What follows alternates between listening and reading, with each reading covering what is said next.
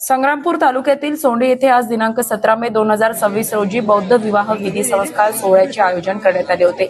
या सोहळ्यात तब्बल 21 नवदाम्पत्याचा बौद्ध पद्धतीने विवाह संपन्न झाला। कार्यक्रमाला समाज बांधवांची मोठ्या संख्येने उपस्थिती लाभली।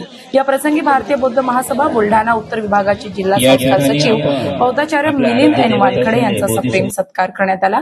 कार्यक्रमाला भारतीय बौद्ध महासभेचे जिल्हा उपाध्यक्ष DN खंडारे यांची प्रमुख उपस्थिती होती।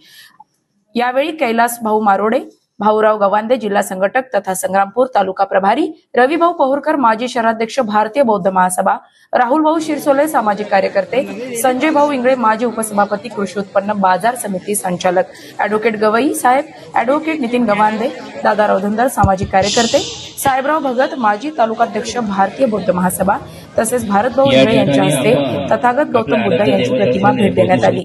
तसेच विवाह विधी संस्कार सोहळ्यानिमित्त सर्व 21 वर वधूंनाही तथागत गौतम बुद्ध यांच्या प्रतिमा भेट देऊन नवजीवनासाठी शुभेच्छा देण्यात आल्या। कार्यक्रमाचे वातावरण अत्यंत धार्मिक, प्रेरणादायी आणि उत्साहपूर्ण